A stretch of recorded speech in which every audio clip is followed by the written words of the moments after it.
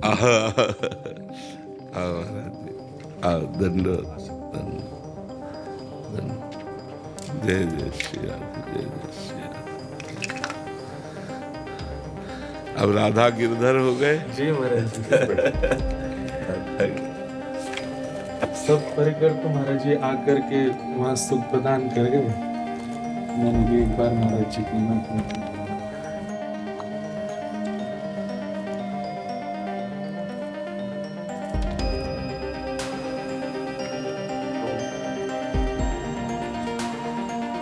हाँ, राधा गिरधर लाल, आओ, राधा गिरधर।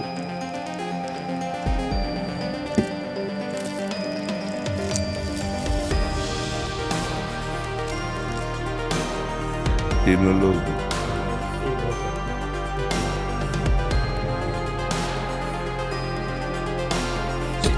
लाल जी तो महाराज जी श्री जी सहित ही हैं।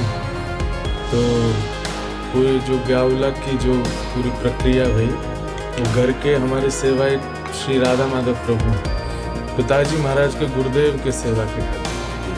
तो उनकी पूरी जो व्यवस्था थी तो जयमाल की, फेरान की, हल्दी की, मेहंदी की, रंगमहल की, वो सब सेहरा किसके बंदा? वो उन्हीं के बंधु। अच्छा, जुगल। हाँ, जुगल। ठाकुर जी मध्य में विराजते।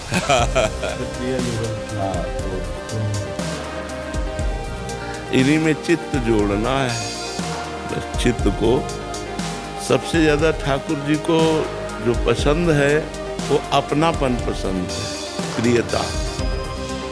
भजन क्रिया उसका फल है, तपस्या उसका फल है, सब अलग अलग है, लेकिन एक अपनापन।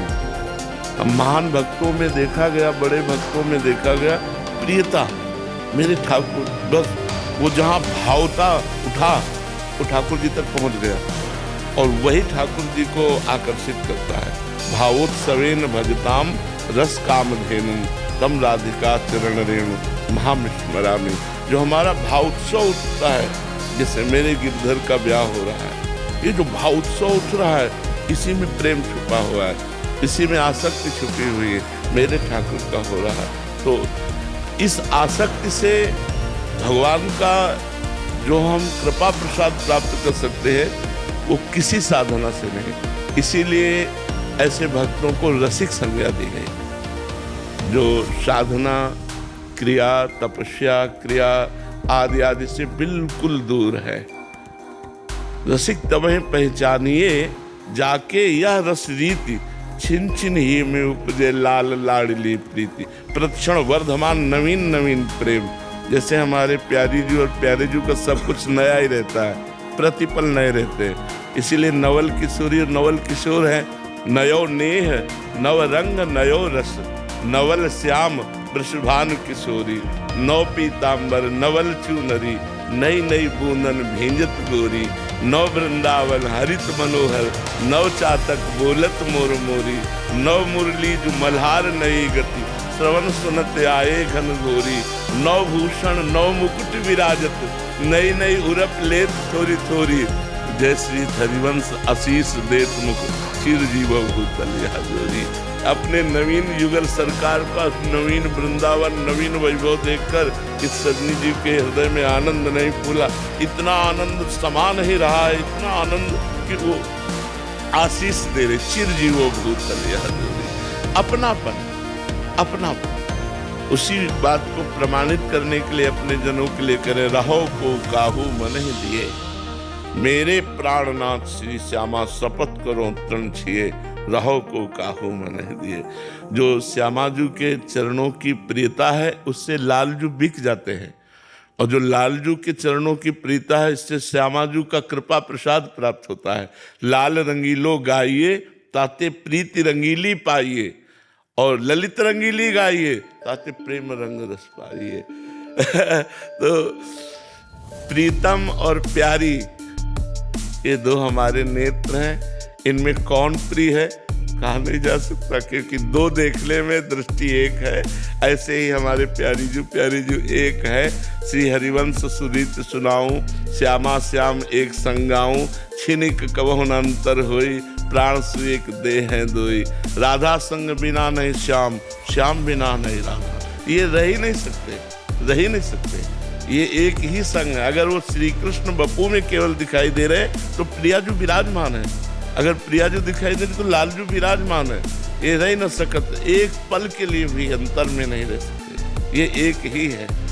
वो बड़ी कृपा होती है जब हमारे हृदय में इनके सुख की चाह प्रकट होती है। इनसे अपने सुख की चाह करने वाले तो लाखों भक्त हैं जो धन्यवाद के पात्र हैं, लेकिन इनके सुख की चाह ये बहुत बड़ी बात है, और ये अपनेपन में होती है। अपने लालजू को आज ये हार पहनाना, अपने लालजू को पोशाक, आज लालजू को ये भोग पवाना है, आज प्यारी जी को ये, बस यही भाव मगन रहे ना तो इस सीधे श्री जी की सेवा प्राप्त होती, सीधे लालजू की सेवा प्राप्त होती। सेवा प्राप्त होना कठिन है, कल्याण हो जाना, मोक्ष हो जाना, ये तो सब प्रभु देते रहते हैं। अपने श्री अंग की सेवा उसी को देते हैं जो बिल्कुल अपनापन, मतलब प्राणों से भी अपनापन नहीं, प्राणों से भी उतना अपनापन नहीं। अगर मांगे जाए तो एक क्षण में प्राण दे दे, हाँ, लेकिन वो हमारे प्राणनाथ हैं, हमारे प्राणों के प्राण हैं। इतना प्यार हो जाए, प्रभु से प्यार होना कठिन बात है, प्रभु से प्यार हो जाए। वो प्यार के लिए ही ये अर्चा विग्रह रूप धारण किए हुए, नहीं तो हम कैसे प्यार कर पाए, क्योंकि वो अव्यक्त है।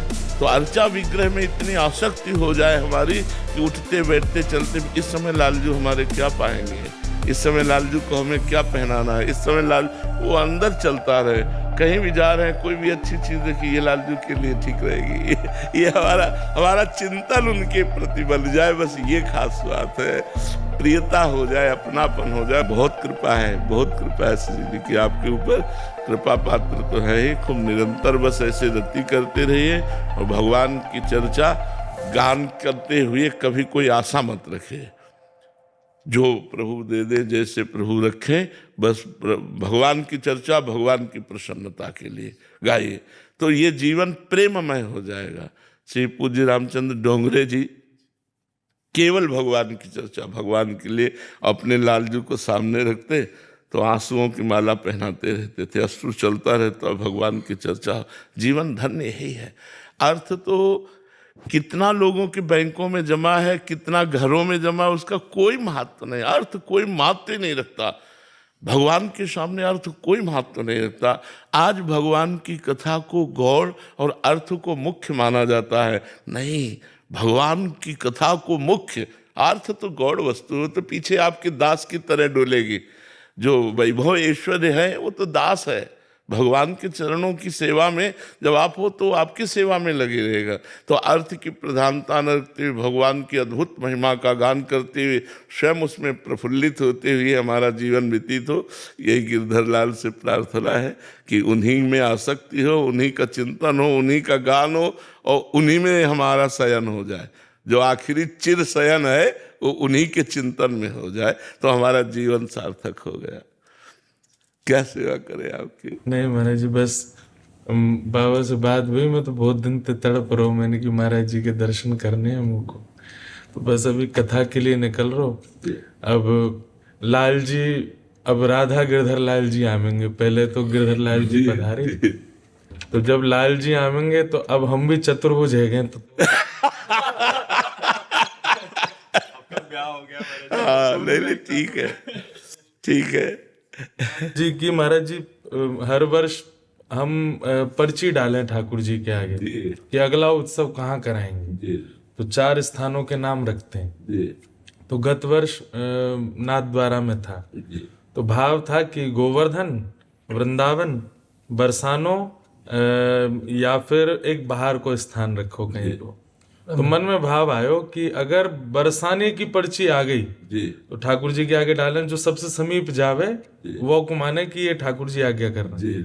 तो मैंने कि अगर बरसानो आयो तो समझ जाएंगे कि ठाकुर जी को ब्याहुला होना। तो नाथ द्वारा में जब पर्ची डाली तो जो सबसे समीप गई तो उठाई तो श्री बरसाना धाम, तो ठाकुर जी बोले ब्याह हुए। लेकिन महाराज जी बीच वर्ष में ही ठाकुर जी बोले कि पहले ब्याह मेरो होएगो, मतलब मेरो ब्याह करवे से पहले तू एक सेवा बारी लिया अकेलो मेरो ब्याह करेगो तो फिर कैसे अकेलो संभालेगो। तो बीच में योजना ऐसी बनाई कि पहले दास को एगो और 1 महीना में ठाकुर जी को एगो।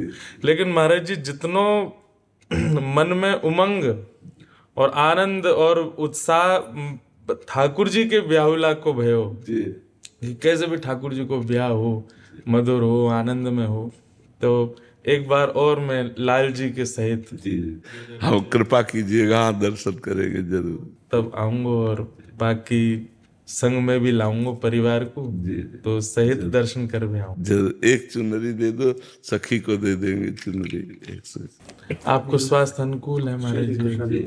बस ये है कि श्री जी की कृपा से चल रहा है, बस चल रहा है। बस लाडली जी और सब संतों की कृपा है तो बहुत सुंदर चल रहा है। हमें भगवत चर्चा करने को मिलती है, हमारी दिनचर्या चल रही, पर इतनी बड़ी कृपा है। अब दिनचर्या चल रही सब तो हम राजी हैं, जितना कष्ट मिले उस पर कोई परेशानी नहीं। दिनचर्या हमारे लिए बहुत माननीय है, जो जिसमें आप स्वयं की दिनचर्या और समाज की दिनचर्या दोनों का पालन हो रहा है। जो अपनी दिनचर्या साधना की वो चला रहे और जो भगवत सेवा समाज की है वो चल रही, इसलिए मन में उत्साह बना रहता है और आप सबका आशीर्वाद चलता ही रहेगा जब तक जीवन है। महाराज जी आप असंख्य वैष्णव और ब्रजवासिन के प्राण हैं जी। और श्री जी है सके महाराज जी कि हम सबन के ही कोई अपराध रहते होंगे ऐसे? नहीं नहीं नहीं नहीं, नहीं। के अपराधन को श्री जी सोचें कि ये तो बालक हैं, ये कहाँ सहन कर पाएंगे, तो संभवतः आपको सहन करने को पड़े, पर श्री जी ऐसे अनुग्रह करें कि आप बिल्कुल स्वस्थ रह जाएं, कोई आपको। मन से बहुत स्वस्थ है, श्री जी की बहुत कृपा है, मन से बहुत स्वस्थ है, हर समय आनंद मतलब उनकी चरण रज का बना रहता है, इसलिए तन का प्रभाव नहीं पड़ता। नहीं, तन का प्रभाव अगर पड़ जाए तो सैया से उठने लायक नहीं है। मन बहुत आनंदित रहता है, बस इसी से सब चलता रहता है। मन आनंदित है तो हर स्थिति में आनंद बना रहता है, चाहे जैसे शरीर की परिस्थिति हो वो मन तैयार रहता है। अगर मन कहीं बीमार हो जाए तो गड़बड़ हो जाए, फिर ये मन आनंदित रहना चाहिए।